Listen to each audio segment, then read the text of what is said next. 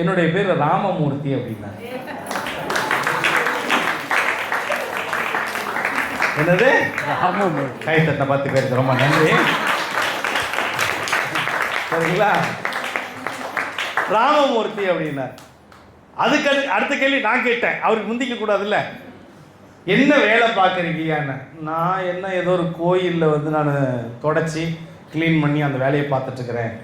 தொடச்சின்னா எனக்கு புரியலைங்க அப்படின்னா. எல்லாம் கோயிலில் எல்லாம் பயன்படுத்திட்டு போனதுக்கு அப்புறமேட்டு கோயிலில் நல்லா கூட்டி கழுவி சுத்தப்படுத்தி அடுத்த இது மக்கள் வரும்போது நீட்டாக இருக்கணும், அதுதான் என் வேலை அப்படின்னு. எந்த கோயிலுங்க அப்படின்னு. திருச்சிக்கு அந்த பக்கம் ஒரு கிராமத்தில் ஒரு கோவில் பேர் சொன்னார். என்ன சாமிங்க அப்படின்னு. சாமிவா கேட்குறீங்க? அது எங்கே இருக்கீங்க? நாராயணன் இருக்கிறாரு, ஆஞ்சநேயர் இருக்கிறாரு, சக்கரத்தாழ்வார் இருக்கிறாரு, எல்லாம் சொல்கிறார். நான் அப்படியே கேட்டுகிட்டே வந்தேன். அப்படியா அப்படியா, உங்கள் கோயிலுடைய விலாசம் எங்கே இருக்குன்னு கேட்கும்போது அப்புறம் ஒரு இடம் சொன்னார். நான் வந்து அவங்கள பார்க்கலாமா அப்படின்னா. கண்டிப்பாக பார்க்கலாம் அப்படின்னு. நல்ல க்ளோஸ் ஆகிட்டு இப்போ வந்து 2 கிலோமீட்டர் இருக்குது. எத்தனை கிலோமீட்டர்? 2 கிலோமீட்டர். Just 2 kilometre. எங்கே? நாமக்கல். என்ன கல்? நாமக்கல். அங்கே இறங்குறதுக்கு சரிங்களா? அதோ கிலோமீட்டர். இறங்க போகிற நேரம் வந்துருச்சு. அப்போ அவர் சொல்கிறாரு, தம்பி எனக்கு ரொம்ப பசிக்குது, எப்படி நாமக்கல்லில் கொஞ்சம் நேரம் வண்டி நிறுத்துவாங்க, உங்கள் கையால் எனக்கு ஏதாவது டிஃபன் வாங்கி தரீங்களான்னு கேட்டார்.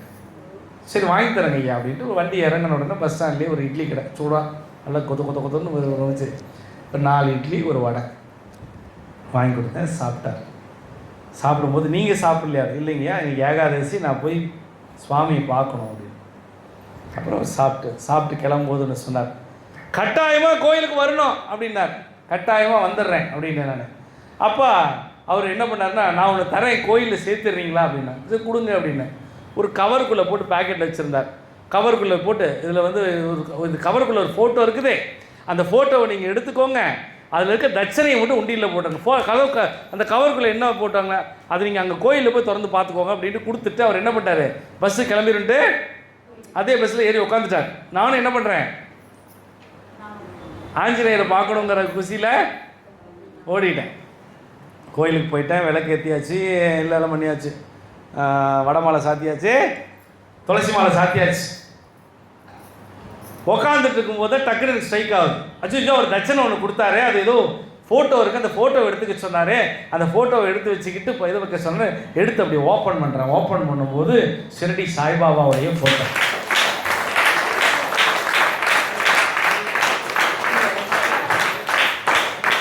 இது நடந்தது எப்போ அப்படின்னா 2007க்கு முன்னால்.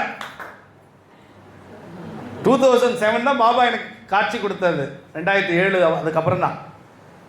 அப்போ எனக்கு பாபா வந்த உடனே பாபா வந்திருக்கிறாரு அப்படின்னு எடுத்து நான் பேக்கெட்டில் வச்சுக்கிட்டேன். ஒரு நிமிஷம் கும்பிட்டுட்டு பேக்கெட்டில் வச்சுக்கிட்டேன். ஆனால் அந்த நிமிஷம் அந்த ஃபோட்டோவுடைய திருமுகமும் அந்த நாமக்கல் ஆஞ்சநேயருடைய முகமும் திட்ட ஒரே மாதிரி தான் இருந்தது. என்னடா அது, இந்த பெரிய ஒரு பாபாவுடைய முகமும் இந்த ஆஞ்சநேயருடைய முகம் ஒரே மாதிரி இருக்குது. ஒரு வித்தியாசமான ஃபோட்டோவாக இருந்தது. நல்லா கூராக ஆஞ்சநேயர் மாதிரியே இருந்தது. நல்லா இருக்குது அப்படின்ட்டு நான் எடுத்து இப்படி பேக்கெட்டில் வச்சுட்டேன். அப்புறம் அவர் வச்சுருந்த இந்த தட்சணையை உண்டியில் வேண்டிட்டு இந்த மாதிரி ராமமூர்த்தின்னு ஒருத்தர் பார்த்தேன், அவருக்கு என்ன கோரிக்கை அதை நல்லபடியாக நடத்தி கொடுத்துருங்க அப்படின்னு வச்சுட்டு விட்டேன். இப்போ இந்த பாயிண்ட்டுக்கு நான் வரேன். இப்போ அந்த சம்பவம் நடந்து முடிஞ்சிருச்சா? எனக்கு மனசில் ஒரு நாள் திருச்சிக்கு போகணும் அப்படின்னு, ஒரு சமயபுரம் ஸ்ரீரங்கெல்லாம் போகணும் ஒரு இருக்கும். அப்புறம் அவர் சொன்ன இடம் ஞாபகம் வந்துச்சு. அவர் சொன்ன இடம், அவர் சொன்னார் வயலூர் முருகன் கோயில் தாண்டி ஒரு இடம் சொன்னார். சரிட்டு போய் பார்ப்போம் அப்படின்ட்டு நானும் எனக்கு வேண்டியவங்க ஒரு 4-5 பேரை சேர்ந்துட்டு கார் வச்சுட்டு தான் போயிருந்தோம். அவர் சொன்ன இடத்துல அப்படி ஒரு கோவிலே இல்லை சாயிராம். அவர் சொன்ன இடத்துல அப்படி ஒரு கோவிலே, அப்படி ஒரு நாராயணன் கோயிலே இல்லை. அந்த ஏரியா முழுக்க நான் கேட்குறேன், ஏங்க இந்த இடம் தான் சொன்னார், ஏதோ பெரிய நாராயணன் இருக்குமாமா, ஆஞ்சநேயர் இருப்பாரு, சக்கரத்தாழ்வார் பெருசா இருக்குன்னு சொன்னாரு, காணமே அப்படின்னு மனசு பதவதைஞ்சு போச்சு. ஒரு ஃபீலிங் ஆயிடுச்சு. தேடி போய் ஒரு கோயில் கண்டுபிடிக்க முடியல, என்ன ஆகும்? இந்த புத்திக்கு பாருங்களேன். அப்ப தெரியல, என்ன தெரியல அப்படின்னா, அப்படி ஒரு கோயிலே இல்லைங்கிறது தெரியல. நான் என்ன நினைச்சிட்டேன்னா, என்னால கண்டுபிடிக்க முடியல. என்னது? கண்டுபிடிக்க முடியும். என்னால் கண்டுபிடிக்க முடியல அப்படின்னு நினச்சிட்டேன். அப்புறம் வீட்டுக்கு வந்துட்டேன். எல்லாம் அப்புறம் சமயபுரம், ஸ்ரீரங்கம் எல்லாம் போயிட்டு உச்சி பிள்ளையாரெலாம் ஏறிட்டு வந்தாச்சு. அந்த விஷயம். வீட்டுக்குள்ள வந்து படுத்து தூங்கினா பஸ்ஸில் போகிற மாதிரி கனவு. புரிஞ்சவங்க புரிஞ்சுக்கோங்க. எங்க போற மாதிரி கனவு? நாமக்கல்லுக்கு. நாமக்கல்லுக்கு போற மாதிரி ஒரு கனவு. அப்படி ஏறி உட்கார்ந்த உடனே அதே மாதிரி சீட்ல உட்காந்துக்கிட்டு நான் ராமா ராமா ராமா ராமாங்கிறேன். ஆனா அந்த கனவுல ஒரு பெரிய அதிசயம் என்னன்னா, அந்த பெரியவர் கொடுத்த போட்டோ, எந்த போட்டோ? பாபாவுடைய அந்த போட்டோவை எடுத்து வச்சுக்கிட்டு ராமா ராமா ராமா ராமா ராமான்னு சொல்லிட்டு இருக்கிறேன். திடீர்னு நம்ம ஒரு பெரியவர் வரார். தம்பி கொஞ்சம் நல்லது தவறுக்கு தம்பின்னு டக்குன்னு பார்த்தா எந்த ராமமூர்த்தியோ அந்த ராமமூர்த்தி அந்த கனவுல பார்க்க. செவிவெளி செய்தி கதையை நுட்பமா கேட்டுக்கோங்க, அப்புறம் உங்களுக்கு புரியாம போயிடும். கைதட்ட 10 பேருக்கு ரொம்ப நன்றி நன்றி நன்றி நன்றி. கொடான கோடி நன்றி, கொடான கோடி நன்றி, கொடான கோடி நன்றி. கைதட்ட 10 பேருக்கு கொடான கோடி நன்றி, கொடான கோடி நன்றி. கைதட்ட 10 பேருக்கு கொடான கோடி நன்றி, கொடான கோடி நன்றி. அப்பவும் தட்ட மாட்டேங்கிறாங்க, அப்படியே தான் இருக்கிறாங்க. அப்படியே ஒரு அம்மா இப்படியே என்ன பாருங்க.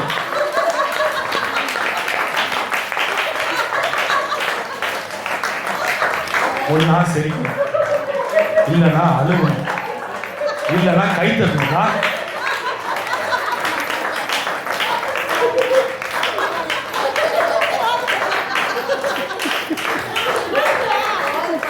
உங்களுக்கே ஒரு கடுப்பா இருக்கு. மைக்கை பிடிச்சிட்டு எவ்வளவு ஒரு உன்னதமான கதையை சொல்லிட்டு இருக்கிறேன். புரியல இல்ல, 10ஓட சேர்த்து 11ஆவது கை தட்டணும்ல, புரியல கை தட்டணும்ல, தெரியுதோ தெரியல நம்ம கை தட்டது இல்லை. அது மாதிரிதான் நகைச்சுவைக்காக தப்பா அனுப்பிச்சிருக்காங்க. எல்லாரும் குழந்தைங்க தான். இது எதற்காக நான் சொல்ல வரேன் அப்படின்னா, அந்த உணர்வுகளோட நம்ம ஒன்றிடுறோம். சில பேர் வந்து அப்படியே இருப்பாங்க, அவங்க பாவம், அவங்க எவ்வளோ ஸ்ட்ரெஸ்ஸு எவ்வளோ கவலையில் வந்திருப்பாங்க. நம்ம யோசிக்கிறோம், யாரும் சொல்ல விரும்பல, வேணாம் சபையில் நான் அந்த அம்மாவை காட்டி கொடுக்கல. நீ இல்லைம்மா, கண்டிப்பாக நீ கிடையாதுமா, டெஃபரெண்டாக நீ கிடையாது. ஆமாம் ஆமாம். அப்போது அந்த ராமமூர்த்தி வந்து கனவுல வரார். வந்து என்ன பண்ணுறாரு, தள்ளுப்பா உட்காடுறேன் அப்படின்ட்டு உட்காடுறாரு. உட்கார்ந்தோடனே நான் உடனே சொல்கிறேன், ஐயா ராமமூர்த்தி ஐயா, எங்கய்யா போயிட்டீங்க? உங்களை தாயா நான் தேடினேன். நான் திருச்சிக்கு வந்திருந்தேன், உங்கள் கோயிலை தேடி தேடி பார்த்தேன், உங்கள் கோயிலை நான் கண்டே பிடிக்க முடியல, ஏன் இப்படி பொய் சொல்லிட்டீங்கன்னு கனவுலேயே சண்டை போடுறேன். இன்னும் அவர் சொல்கிறார், நான் எங்கே பொய் சொன்னேன்? நான் பொய்யெல்லாம் சொல்லலையே, நானே பொய்யெல்லாம் சொல்லலையே அப்படின்னார். எனக்கு ஒன்றுமே புரியல. அப்போ சொன்னார் அவர், நீ போன இடத்துல கோவில் இல்லைன்னு நீ நினைக்கிற, ஆனால் கோவில் போகிற இடத்துல எல்லாம் கோவிலாக இருக்கணும்னு நான் சொல்ல வரேன். நீ போய் அந்த இடத்துல இருந்த பார்த்தியா, அந்த இடத்துல ஒரு காலத்தில் கோவிலாக இருந்தது. அர்த்தம் புரிஞ்சுக்கோங்க, ஒரு காலத்தில் கோவிலாக இருந்தது. இப்போ அந்த கோவிலெல்லாம் இடிச்சுட்டு வீடாக மாற்றிட்டாங்க. ஆனால் என்னுடைய ஆத்மா, நான் ஏற்கனவே இறந்துட்டேன், எனக்கு பகவான் அமைச்சிருக்கிறாரு. உங்கள் கண்களுக்கெல்லாம் வீடு மட்டும்தான் தெரியும் மனுஷ பிறவிகளுக்கு, ஆனால் இன்னமும் அங்கே நாராயணன் இருக்கிறதும் ஆஞ்சநேயர் இருக்கிறதும் சக்கரத்தாழ்வார் இருக்கிறதும் எனக்கு தெரியும். இப்போவும் நான் அனுதினமும் அங்கே நான் சேவை பண்ணிட்டு இருக்கிறேன். உனக்கு ஒரு உண்மையை சொல்லட்டுமா, நான் இறந்து ரொம்ப பல ஆண்டுகள் ஆச்சு. நீ இங்கே ஆஞ்சநேயரை பார்க்க போகும்போது உங்ககிட்ட வந்து பேசணும்னு அந்த நாராயணனுடைய உத்தரவு, அதனால உங்ககிட்ட நான் வந்து பேசுறேன்.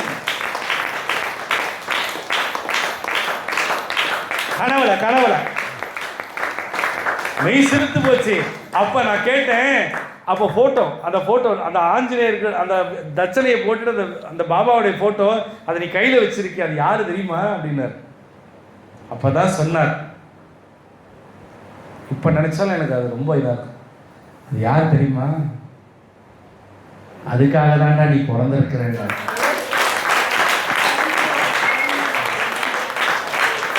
உடனே என்னாச்சு, கனவு கலைஞ்சிருச்சு. இப்போ அப்படியே நாட்கள் போகுது, நாட்கள் கிடக்குது. ஆஞ்சநேயர் தான் பாபாங்கிறத நான் உணர்ந்துடுறேன். ஆனால் நம்ம குருசாய் பிரசாதாலயாவில் சாட்சாத் அந்த நாமக்கல் ஆஞ்சநேயர் போலவே இவ்விடத்தில் பாபா நல்லா உத்து பார்த்தீங்கன்னா தெரியும், அவருடைய திருமுகத்தை நல்லா உத்து பார்த்தீங்கன்னா தெரியும், பாபா சாட்சாத் ஆஞ்சநேயருடைய திருமுகம். இன்னும் நல்லா அந்த மேலே இருக்கிற அந்த தொப்பி எடுத்துட்டு பார்த்தீங்க அப்படின்னா ஆஞ்சநேயருடைய திருமுகத்தை நீங்கள் நம் குருசாய் பிரசாதாலயாவில் பார்க்க முடியும். 10 பேருக்கு நன்றி, 10 பேருக்கு நன்றி, கொடான கோடி நன்றி, கொடான கோடி நன்றி.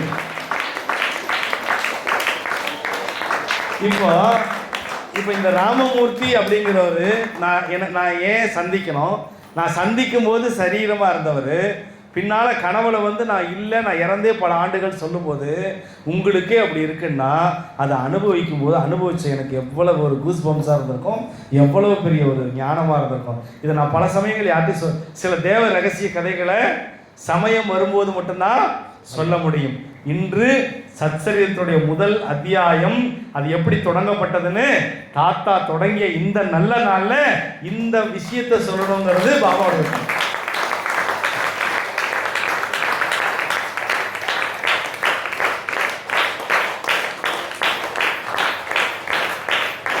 இப்போ நான் இப்படி பார்க்குறேன், அந்த கதையிலேருந்து இப்படி பார்க்குறேன். இந்த வீடு ஒரு 500 ஆண்டுகளுக்கு முன்பு என்னவா இருந்திருக்கும்? இந்த இடம் அக்ரகாரம் முழுக்க எப்படி இருந்திருக்கும்? ஒரு 500 ஆண்டுகளுக்கு முன்னால் எப்படி இருந்திருக்கும்? நான் என்ன கற்பனை பண்ணுறேன்னா, வீடுகள் இல்லாமல் இதெல்லாம் இந்த இடத்துலையும் நாராயணன் இருக்கிறாரு, சக்கரத்தாழ்வார் இருக்கிறாரு, ஆஞ்சநேயர் இருக்கிறாரு, சிவபெருமான் இருக்கிறாங்க, எல்லா தெய்வங்களும் இங்கே இருக்கிறாங்க. போதா குறைக்கு இந்த பக்கம் இஸ்லாமியருடைய ஆலயம் இருக்கு, இந்த பக்கம் சர்ச் இருக்கு, எல்லா சுவாமியும் இங்கே இருக்கிறாங்க. எனக்கு எல்லாத்தோட ரொம்ப ஒரு பிடிக்கிற ஒரு விஷயம்னா, இந்த இடத்துல கலியுகத்தில் சரியான நேரத்தில் குருசாய் பிரசாத ஆலயாவில் ஆஞ்சநேயர் வடிவில் பாபா இங்கே அமர்ந்திருப்பது பெரிய விஷயம்.